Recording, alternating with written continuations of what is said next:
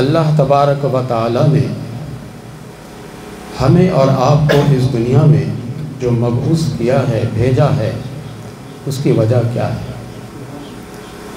اگر اس دنیا میں آنے کا ہمارا اور آپ کا مقصد یہ ہو کہ دوپہر کے وقت کھانا کھانا ہے، رات کے وقت کھانا کھانا ہے، صبح کے وقت ناشتہ کرنا ہے اور عمدہ لباس پہننا ہے، تو اس طرح کے کام تو جانور بھی کر لیتے ہیں، صبح سے لے کر شام تک وہ کھاتے ہی رہتے ہیں۔ یہ مقصد زندگی تو ہے نہیں۔ اور اللہ تبارک و تعالی قرآن مجید میں یہ شان ایک مومن کی بیان نہیں فرماتا ہے، بلکہ یہ کافروں کی ایک پہچان ہے۔ والذین کفروا یتمتعون ویأکلون کما تأکل الانعام، کہ وہ لوگ جنہوں نے کفر کیا ہے وہ تو ایسے کھاتے جیسے جانور۔ تو ہمیں اور آپ کو دنیا میں اللہ تبارک و تعالیٰ نے ایک خاص مقصد کے لیے بھیجا ہے۔ وہ مقصد یہ ہے کہ دنیا میں جو یہ دار الفتنہ ہے، دار الامتحان ہے، ہر اعتبار سے قدم قدم پر ہمارے لیے آزمائش اور امتحان ہے، ہمیں اللہ کو راضی کرنا ہے۔ ایک مومن کی شان بھی یہی ہوتی ہے کہ وہ اللہ وحدہ لا شریک کو راضی کرتا ہے اور اس کو راضی رکھنے کی کوشش کرتا ہے۔ جب وہ صبح کے وقت اٹھتا ہے تو وہ اپنے کام کا محاسبہ کرتا ہے اور بنظر غائر دیکھتا ہے کہ ہم دن میں جو کام کرنے جا رہے ہیں اس سے اللہ تبارک و تعالی راضی ہوگا یا نہیں۔ اگر اس کام سے اللہ تبارک و تعالی راضی نہیں ہے تو وہ اس کام کو نہیں کرتا، اور اگر اللہ تبارک و تعالی راضی ہے تو اس کام کو وہ کرتا ہے۔ لیکن اس کے باوجود ہمیں اور آپ کو یہ پتہ کیسے چلے گا کہ ہم سے اللہ تبارک و تعالی راضی ہے یا نہیں ہے؟ اس کا پتہ لگانا بڑا مشکل کام ہے۔ اس کے لیے ہمیں اور آپ کو قرآن و حدیث کی رہنمائی کی ضرورت پڑے گی۔ السلام علیکم۔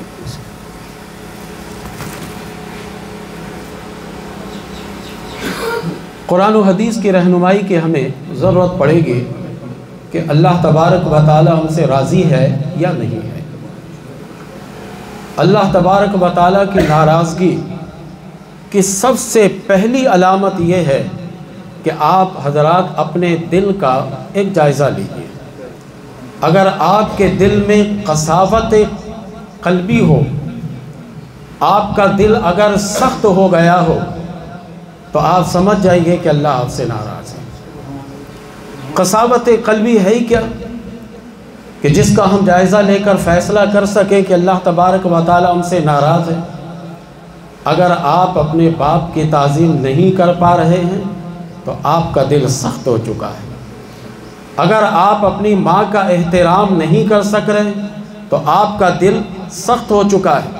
اگر آپ اپنے بڑوں کی تعظیم نہیں کر پا رہے ہیں تو آپ کا دل سخت ہو چکا ہے۔ اگر آپ قرآن و حدیث کی باتیں سننے کے بعد آپ کے دل پر رقت طاری نہیں ہوتی تو آپ سمجھ جائیں کہ آپ کا دل سخت ہے۔ اور سخت دل ہونا یہ اللہ کی ناراضگی کی پہلی علامت ہے۔ اس کی علامتیں اور تو ہیں لیکن پہلی علامت سخت دل کا ہونا ہے۔ اب میں ایک قرآن پاک کے ایک مقام سے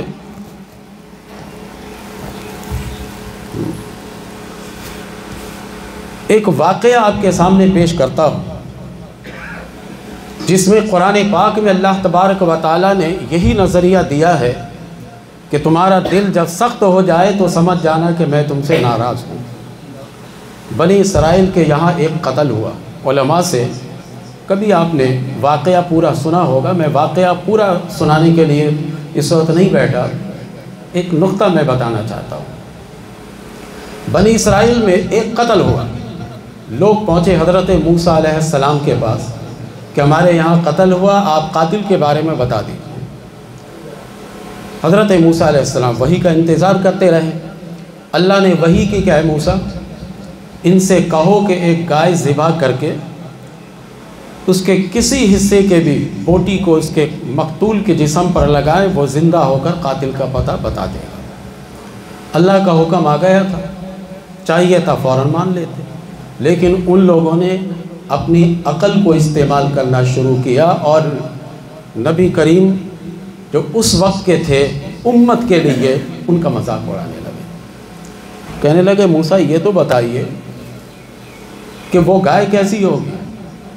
حالانکہ اللہ کا حکم تھا کہ ایک گائے ذبح کر لو اور ذبح کر کے اس کے کسی حصے کے بھی بوٹی کو اس کے مقتول کے جسم پہ لگاؤ، وہ زندہ ہو کر مقتول قاتل کا پتہ بتا دے گا۔ اتنا ہی حکم تھا۔ وہ اس وقت کے نبی ان کا مذاق اڑاتے ہوئے کہنے لگے موسیٰ یہ تو بتائیے کہ وہ گائے ہوگی کیسے؟ جس نوعیت کا سوال تھا اس کا جواب اللہ نے دیا اور موسیٰ علیہ السلام نے ان کو بتا دیا۔ پھر اگلا سوال کرنے لگے، بتائیے کہ اس کا رنگ کیا ہوگا؟ حالانکہ یہ سب سوال بنتا نہیں تھا، یہ سب سوال نہیں بنتا تھا۔ پھر اللہ تبارک و تعالیٰ نے انہیں بتا دیا کہ رنگ یہ ہوگا۔ پھر کہنے لگے اس رنگ کے تو بہت سارے گائے ہیں۔ تیسرا سوال کیا، اللہ تبارک و تعالیٰ نے فرمایا کہ یہ ایسے گائے ہوگی۔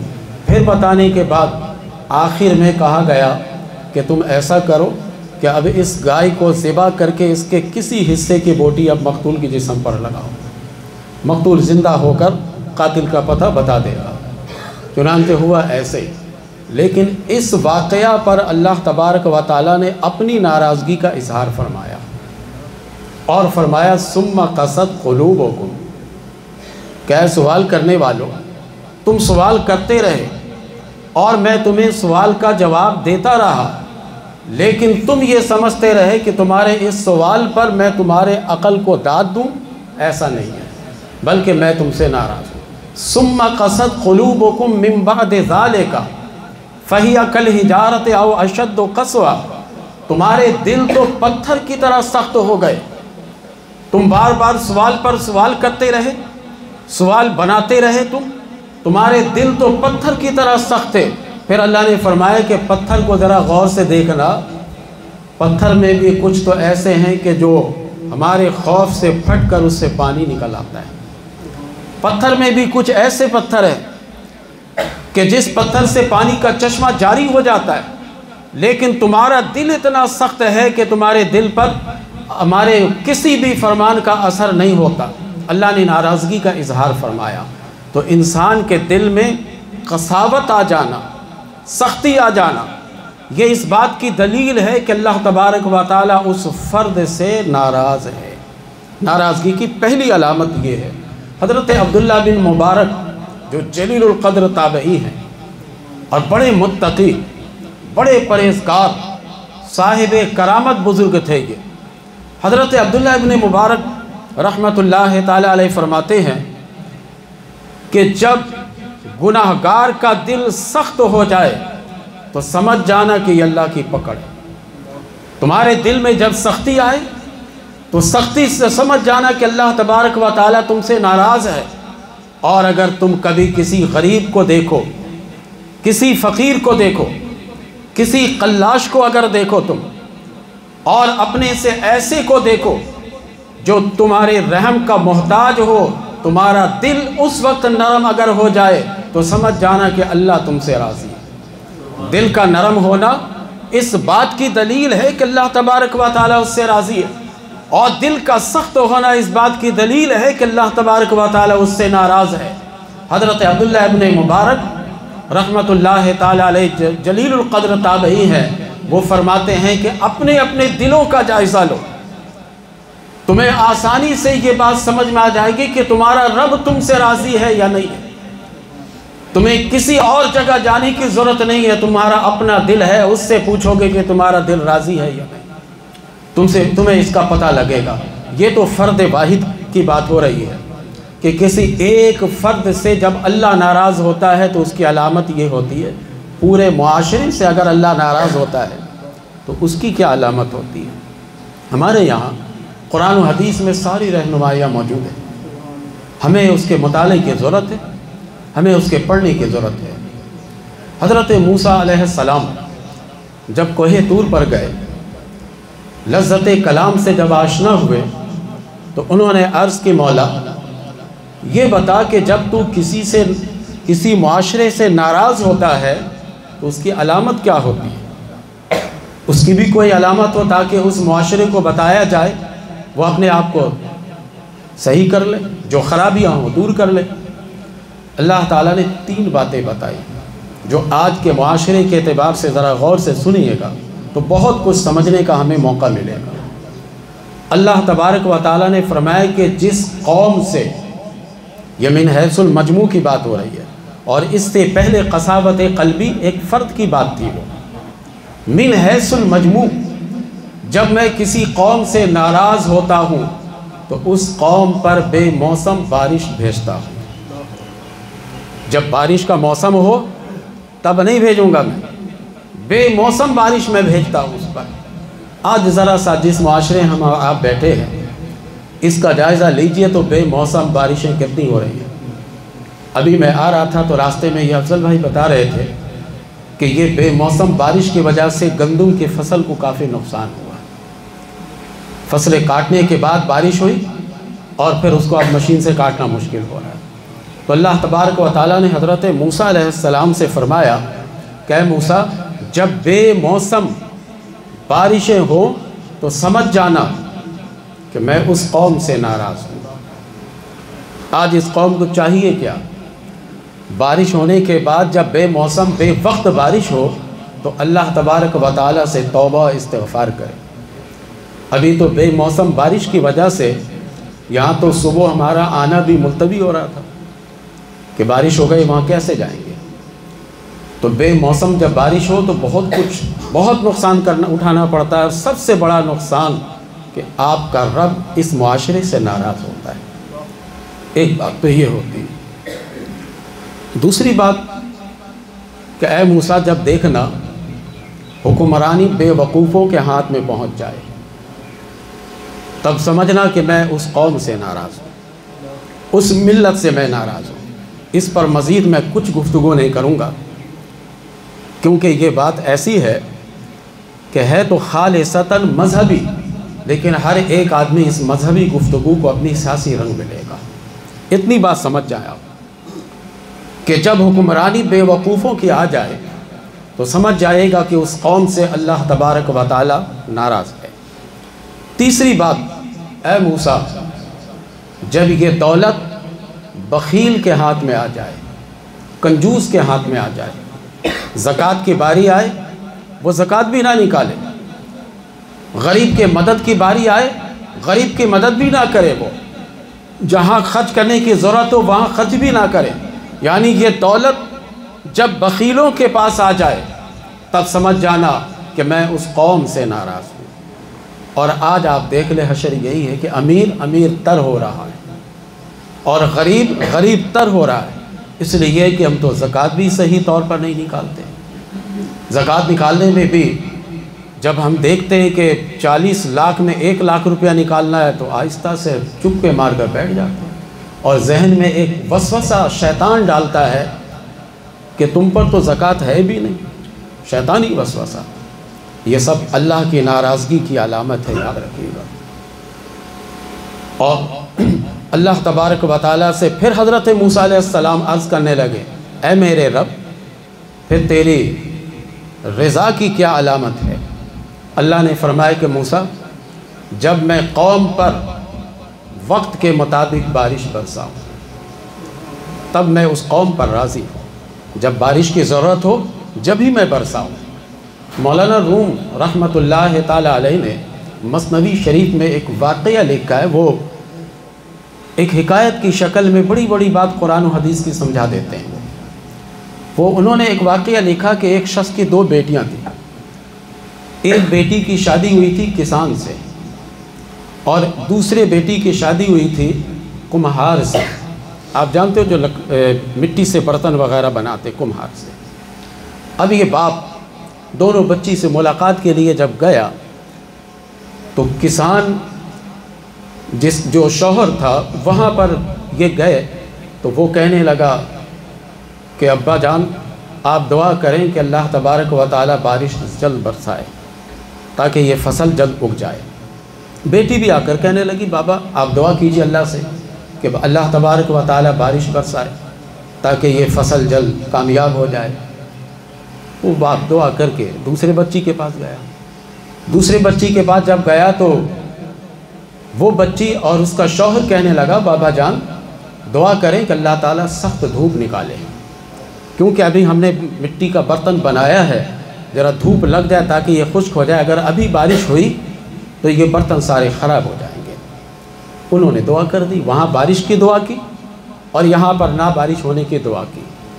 اب مولانا روم رحمۃ اللہ تعالی علیہ کہتے ہیں کہ اس اللہ کے بندے کو پتہ تھا کہ یہ معاشرہ نیکوں کا معاشرہ ہے، میں ایسے وقت میں بارش برساؤں گا کہ ان کے کھیت کو بھی فائدہ پہنچے گا اور اس برتن والے کے برتن کو بھی فائدہ پہنچے گا۔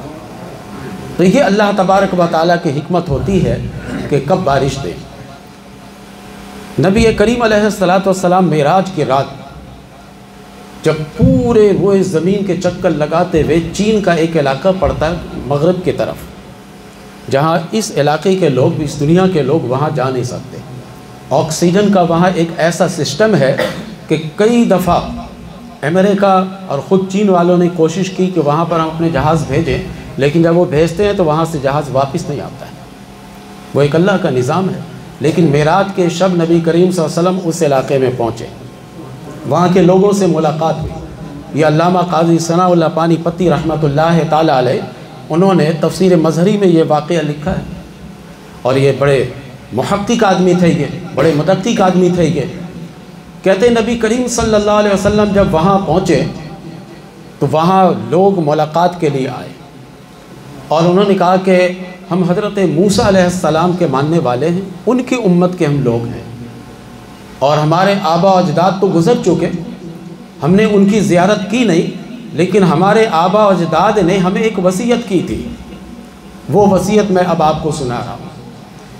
کہا کہ ہمارے آبا و اجداد نے یہ وصیت کی تھی کہ دیکھنا نبی آخر الزمان صلی اللہ علیہ وسلم ضرور اس خطے میں تشریف لائیں گے، جب اس خطے میں تشریف لائیں تو ہم سب کا ان کو سلام پیش کرنا، اور دوسرا یہ کہ حضرت موسیٰ علیہ السلام جو ہمارے نبی تھے انہوں نے کہا تھا کہ وہ نبی جب تشریف لائیں تو ان کا کلمہ پڑھ کر ان پر ایمان لے آنا۔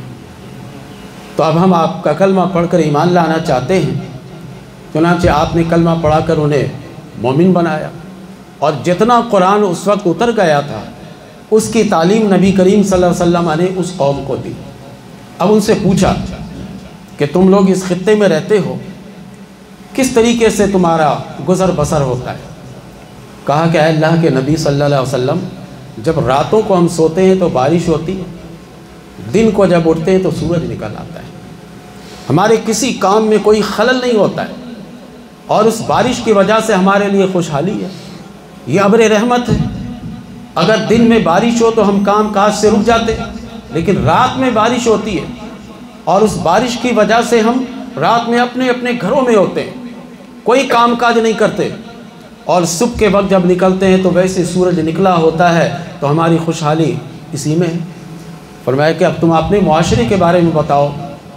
تو ان لوگوں نے کہا کہ آج تک ہمارے معاشرے میں ایک قتل نہیں ہوا ہے، کہا آج تک ہمارے معاشرے میں ایک زنا نہیں ہوا ہے، آج تک ہمارے معاشرے میں کسی کے ایک بالشت زمین بھی قبضہ نہیں ہوا ہے، آج تک ہمارے معاشرے میں کسی کو ناجائز ایک تھپڑ بھی کسی نے نہیں لگایا۔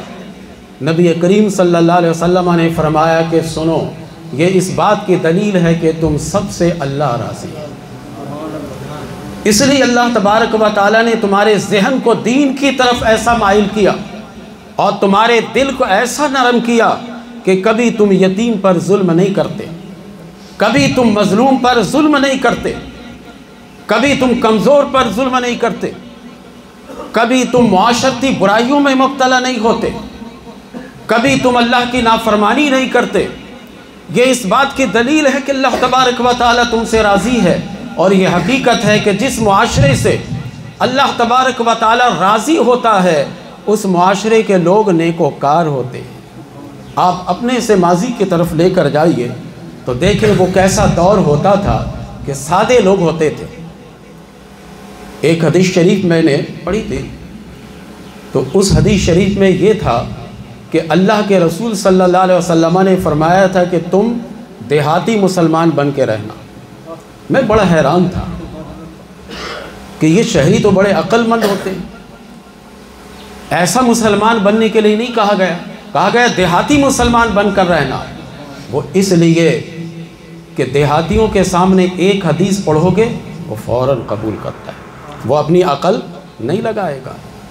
بس اللہ کے رسول کا فرمان ہے، وہ اتنی بات آپ ان کے لیے کافی ہے۔ یہ اللہ تبارک و تعالیٰ کا فرمان ہے، قرآن پاک میں موجود ہے، اتنی بات کافی ہے۔ لیکن شہری کے سامنے پیش کیجئے تو وہ ایک منطق لگاتا ہے، وہ ایک فلسفہ لگاتا ہے، وہ ایک اپنی رائے قائم کرتا ہے، اور وہ ایک اپنی عقلی بات بیچ میں لا کر شریعت کی باتوں کو ٹالنا چاہتا ہے۔ آج تو یہ سوشل میڈیا کا دور ہے، جو شہر میں رہتے ہیں ان کو پتہ ہوگا۔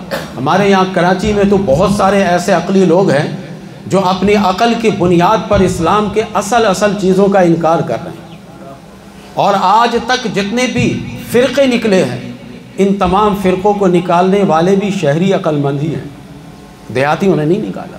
کہا تم دیہاتی مسلمان بن کر رہو، کیونکہ یہ لوگ ایسے ہوتے ہیں کہ ان کے سامنے قرآن و حدیث کی بات کرو یہ فوراً مان جاتے ہیں، اپنی عقل کے ذریعے یہ رد نہیں کرتے۔ ایک بہت بڑا اسکالر ہے کراچی میں، تو وہ تو اکثر اپنے بند کمرے ہی سے کلپ بنا کر ڈالا کرتا ہے، علماء کے سامنے وہ آتا نہیں، فیس کرتا نہیں ہے، اس کو خوف ہے، پتہ ہے کہ ہمارے عقل کا جواب بھی علماء کے پاس موجود ہے۔ وہ کہتا ہے کہ یہ جو داڑھی ہے یہ اسلام میں ہے، اسلام نہیں ہے۔ دیکھیے اس کے خلفشار کو، کس قدر وہ لفظوں سے چکر دینا چاہتا ہے۔ کہا کہ یہ اسلام میں ہے، اسلام نہیں ہے۔ اب کچھ لوگ سننے کے بعد کہنے لگا اچھا اس کا مطلب ہے کہ داڑھی بالکل صاف بھی کر لیں تو ہمارے اسلام پہ کوئی فرق نہیں پڑے گا، کوئی حرج نہیں ہوگا۔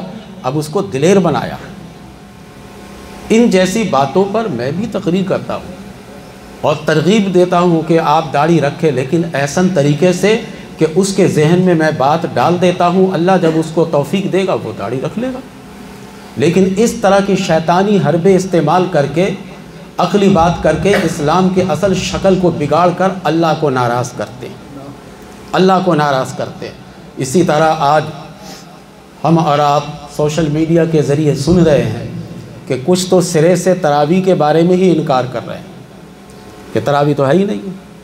1400 سال سے جس حرم شریف میں 20 رکعت تراویح ہوتی تھی، اب کے عقل مندوں کو پتہ چلا کہ یہ 20 رکعت نہیں 10 رکعت ہے۔ اسلام عقل مندوں نے بگاڑا ہے۔ اپنی عقل کو ہمیں اسلام کے تابع کرنا چاہیے، اسلام کو عقل کے تابع نہیں کرنی چاہیے۔ میں ایک عام سے عام یانہ مثال دے دوں۔ دیکھیے عقل کیا کہتی ہے۔ ایک آدمی میدان کارزار میں شہید ہو جاتا ہے، اس کی روح نکل گئی، ہم اسے نہلاتے ہیں، اسے دفناتے ہیں، نماز جنازہ پڑھتے ہیں وغیرہ۔ ہماری عقل کیا کہتی کہ یہ مر گیا، یہی ہے نا، جبھی تو ہم اسے دفناتے ہیں۔ لیکن اب عقل کو چھوڑیے، قرآن کیا کہتا ہے وہ عقیدہ رکھیے۔ قرآن کہتا ہے کہ وَلَا تَقُولُوا لِمَن يُقْتَلُ فِي سَبِيلِ اللَّهِ أَمْوَاتٌ، انہیں مردہ مت کہو۔ عقل تو اسے مردہ کہہ رہی ہے، لیکن قرآن کہتا ہے مردہ مت کہو۔ اب بتائیں کہ بات کس کی مانیے گا؟ قرآن کی مانیے۔ تو عقل کو ہم نے تابع کرنی ہے قرآن و حدیث کے، قرآن و حدیث کو عقل کے تابع نہیں رکھنی ہے۔ اسلام میں بگاڑ پیدا ہی اسی وجہ سے ہوا ہے کہ ہم نے اپنے اسلام کو عقل کے تابع کیا ہے۔ بھئی ایسا نہیں ہوگا تو کیا حرج ہے، ویسا نہیں ہوگا تو کیا حرج ہے۔ اس حرج نے تو ہمیں غرق کر دیا، اور اللہ کی ناراضگی من حیث المجموع اس معاشرے میں۔ لیکن اگر آپ دیکھتے ہیں کہ آج اتنی اللہ کی نافرمانی کے باوجود بھی ہمیں اللہ تبارک و تعالی نعمتیں کھلا رہا ہے، نعمتیں دے رہا ہے، تو یہ مت سمجھیے کہ اللہ راضی ہے۔ اللہ کے ناراضگی کی ایک علامت یہ بھی ہے کہ جس سے ناراض ہوتا ہے اس کو خوب کھلاتا پلاتا ہے، خوب کھلاتا پلاتا ہے، وہ بندہ حیران رہتا ہے۔ آپ دیکھیے گا کہ انگریزوں کو، غیر مسلموں کو کیسی کیسی زندگی کے آسائش ان کے پاس ہیں۔ کیسے کیسے انہیں کے پاس زندگی گزارنے کے لیے تعیشات موجود ہیں، تو یہ علامت نہیں ہے کہ ان سے اللہ راضی ہے۔ لیکن ایک چٹائی پر بیٹھ کر تہجد کے وقت میں جو نماز پڑھ رہا ہے، اللہ راضی ان سے ہے۔ ایک پھٹا پرانا کپڑا پہن کر جو تہجد کے وقت اٹھتا ہے اور اس خاموشی میں اللہ کی بندگی میں لگ جاتا ہے، یقین جانیے کہ ایک آدمی اگر جہاز پر بھی سفر کر رہا تو اس سے افضل نہیں ہے۔ افضل تو یہ ہے کیونکہ اللہ اس سے راضی ہے۔ رضامندی کی علامت یہ ہے، جیب آپ کے خالی ہوں لیکن اللہ راضی رہے تو بڑی بات ہے، لیکن جیب بھری رہے لیکن اللہ راضی نہ ہو تو کچھ نہیں ہے۔ نعمتیں ملنے کے بعد بھی اگر اللہ تبارک و تعالیٰ کو آپ نے راضی نہ کیا تو پھر یہ ناراضگی کی علامت بنے گی۔ اس لیے حضرت موسیٰ علیہ السلام کو اللہ تبارک و تعالیٰ نے فرمایا کہ اے موسیٰ، میری ناراضگی کی ایک علامت یہ بھی ہے کہ بخیلوں کے ہاتھ میں دولت چلی جائے گی، دولت لے کر پھریں گے۔ وہ کہیں گے کہ دیکھو، اگر اللہ تبارک و تعالی ہم سے راضی نہ ہوتا تو اتنی دولت ہمیں دیتا، اتنے مال و منال ہمیں اللہ دیتا۔ اتنی دولت کا ملنا اور اتنے مال کا ملنا یہ اس بات کی دلیل ہے کہ اللہ تبارک و تعالی ہم سے راضی ہے۔ لیکن کبھی آپ نے اپنی تاریخ کا مطالعہ نہیں کیا۔ قارون کتنے شان و شوکت سے چل رہا تھا، موسیٰ علیہ السلام ایک عصا پہ ٹیک لگا کے چل رہے تھے۔ بتائیے راضی کس سے تھا اللہ؟ موسیٰ علیہ السلام پہ۔ تو یہ رضامندی کی علامت دولت کی لے لینا، نعمتیں آپ کے پاس آ جائیں طرح طرح کی نہیں، نعمتیں ملیں اور اس کے بعد آپ اللہ کا شاکر بندہ بن جائیے، اللہ کا شکر کرنے والا بن جائیے، تب یقین جانیے نعمت ہونے کے ساتھ ساتھ آپ سے اللہ تعالیٰ راضی ہے۔ نعمت بری چیز بھی نہیں ہے، یاد رکھیے گا، یہ نعمت بھی بڑی اچھی چیز ہے اللہ کی طرف سے مل جائے، لیکن یہ نعمت بری کب بنتی ہے کہ جب نعمت ہو اور ہم اس کو اللہ کے راستے میں نہ لگائیں اور ہم تکبر اپنے اندر لے آئیں اور ہم غریبوں کو اپنے پاؤں تلے رونتے چلے جائیں، تب یہ نعمت بہت بری چیز ہے۔ لیکن اگر آپ اللہ کے بندوں کا خیال کرتے رہیے اور نعمت بھی اللہ تبارک و تعالیٰ دے تو آپ یقین جانیے کہ اللہ آپ سے راضی ہے۔ حضرت سلیمان علیہ السلام تو بادشاہ ہیں، رعایا فقیر ہے، لیکن سلیمان علیہ السلام راتوں کو اٹھ کر اللہ کی عبادت کرتے ہیں تو اللہ سے راضی ہیں، اللہ ان سے راضی ہے۔ رضی اللہ عنہ ورضوا عنہ میں یہ شامل ہیں، یہ کیونکہ یہ بادشاہت بھی ہے اور اللہ کے شاکر بندہ بھی ہے۔ ایک آخری بات عرض کر کے میں ختم کرتا ہوں۔ جب شیطان کو اللہ تبارک و تعالیٰ نے جنت سے نکالا تھا تو شیطان نے ایک مہلت چاہی تھی، جو آپ نے بارہا علماء سے اس واقعہ کو بھی سنا ہوگا، لیکن میں دوسرے تناظر میں یہ بتانا چاہتا ہوں نعمت کے اعتبار سے۔ شیطان یہ 8ویں سپارہ سورہ اعراف کے دوسری رکوع کے مقام سے میں کوٹ کر رہا ہوں، ورنہ یہ تو کئی جگہ پر ہے۔ یہ شیطان اللہ کی بارگاہ میں کہنے لگا، رب ارنی انظر، اے میرے رب ہمیں تو کچھ مہلت دے دے، ہمیں کچھ مہلت دے دے۔ اللہ نے فرمایا کہ مہلت لے کر تو کیا کرے گا؟ اللہ نے فوراً کہہ دیا جا تجھے مہلت میں نے دے دی، لیکن لے کر کرے گا کیا؟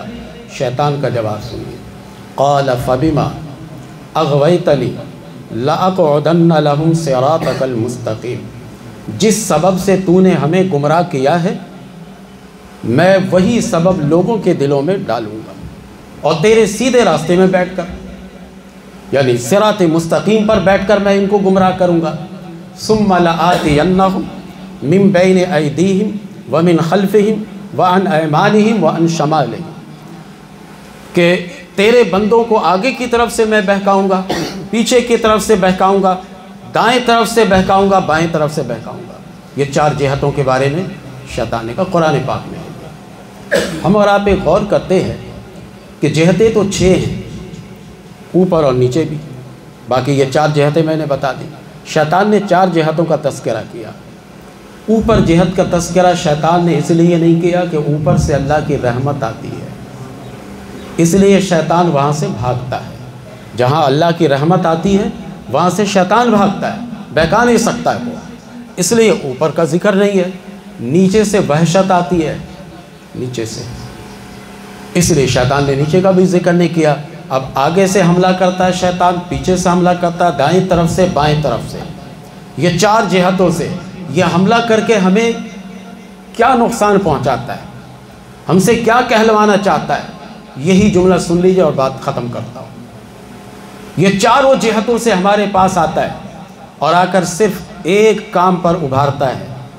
اس نے کہا اللہ سے وَلَا تَجِدُ أَكْثَرَهُمْ شَاكِرِينَ، مولا میں ان بندوں کو جو تیرے بندے ہیں ان کو شکر سے ہٹا دوں گا، شکر کرنے نہیں دوں گا انہیں، نعمتیں تیری ہوں گی ان کے پاس لیکن یہ شکر کسی اور کا کرے گا، نعمت تیری کھائے گا شکر امریکہ کا کرے گا، یہ نعمت تیری کھائے گا یہ غیر مسلموں کا شکر ادا کرے گا اور ان کا غلام بن کر رہ جائے گا، نعمتیں تو تیری استعمال کرے گا لیکن یہ کسی اور کا گن گاتا رہے گا۔ اس بیماری میں بتائیے ہم اور آپ آج مبتلا ہوئے یا نہیں ہوئے؟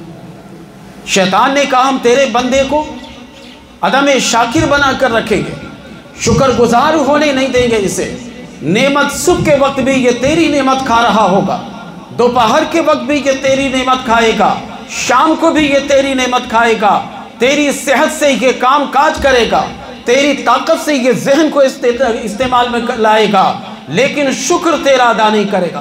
صبح اٹھتے یہ دنیا داری میں مبتلا ہو جائے گا، شام ہوتے یہ دنیا داری میں مبتلا ہو جائے گا، یہ تیرے شکر سے ہم اسے دور کر دیں گے۔ شکر کیسے کرتے ہیں؟ جب نماز پڑھتے ہیں تو اللہ کا شکر کرتے ہیں، جب ہم قرآن پاک کی تلاوت کرتے ہیں تو اللہ کا شکر ادا کرتے ہیں، جب ہم وظائف پڑھتے ہیں تو اللہ کا شکر ادا کرتے ہیں۔ آپ اپنے شب و روز کے ایام میں دیکھیے ذرا سا، کیا آپ نماز پڑھتے ہیں؟ 24 گھنٹے میں 5 وقت کی نماز کی پابندی ہوتی ہے آپ سے؟ آپ قرآن پاک کی تلاوت 24 گھنٹے میں ایک سپارہ بھی کر پاتے ہیں؟ آپ نہیں کر پاتے کیونکہ آپ کے پاس ٹائم نہیں ہے۔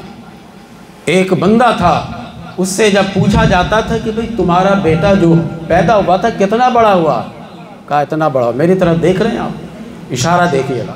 کہا اتنا بڑا ہوا۔ پھر 1 سال کے بعد پوچھا کتنا بڑا ہوا؟ کہا اتنا بڑا ہوا۔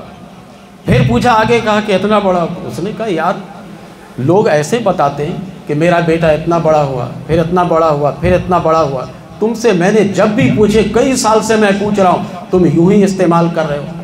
کہا بات یہ ہے کہ جب میں صبح نکلتا ہوں تب بھی یہ بچہ سویا رہتا ہے، جب رات کو میں ڈیوٹی سے آتا ہوں تب بھی یہ بچہ سویا رہتا ہے، میں نے اس کو دیکھا ہی ایسے لیٹا ہوا۔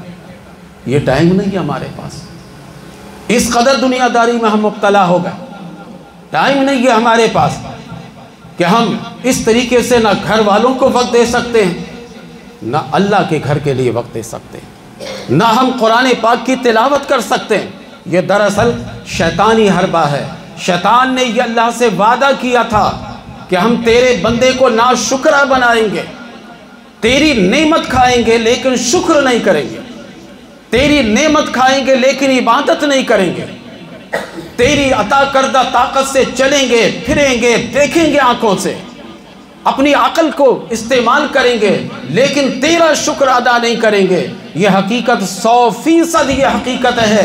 آج ہم اور آپ اپنی آنکھوں سے ان چیزوں کو دیکھ رہے ہیں، تو ضرورت اس بات کی ہے کہ انفرادی طور پر بھی ہم اپنے دل کا جائزہ لیں کہ ہمارے دل میں سختی تو نہیں آ گئی۔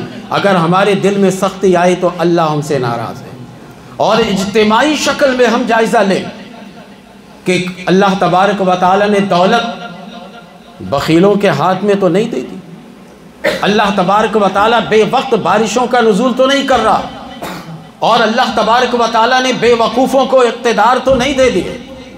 اگر ان چیزوں کا جائزہ لینے کے بعد اگر ایسا ہے تو ہمیں اجتماعی شکل میں اللہ کی بارگاہ میں رجوع کرنی چاہیے، اور سب سے بہترین طریقہ اجتماعی رجوع کا یہی ہے کہ جس طرح آپ عیدین کے لیے نکلتے ہیں، عید میں پوری آبادی نکل آتی ہے۔ یقین جانیے کہ میں پورے سال میں نہیں، پورے دن میں بھی بات نہیں کرتا، صرف مہینے میں ایک دفعہ اگر ایسا اجتماع کر کے اللہ سے توبہ استغفار کر کے ہم اللہ کا شکر ادا کریں تو اللہ تعالیٰ کی رحمتیں ہم پر آئیں گی، اللہ کی برکتیں ہم پر آئیں گی، لیکن یہ کر نہیں پاتے۔ بہرکیف ایک چھوٹا سا میسج جو میں آپ تک بھیجنا چاہتا تھا وہ یہی ہے کہ آپ جائزہ لیجئے گا تنہائی میں بیٹھ کر کبھی کہ آپ کے دل کی کیفیت ہے کیا۔ آپ کے دل میں کوئی سختی تو نہیں ہے کہ کبھی ماں سے سیدھے منہ نہیں بات کرتے، کبھی باپ سے سیدھے منہ بات نہیں کرتے، کبھی اپنے بڑوں سے سیدھے منہ بات نہیں کرتے۔ سختی تو نہیں ہے آپ کے دل میں کہ جو کام ہم اور آپ نرمی سے کر سکتے تھے لیکن اس کام کو بھی ہم سختی سے کر رہے ہیں۔ اس کا جائزہ تنہائی میں لیجئے۔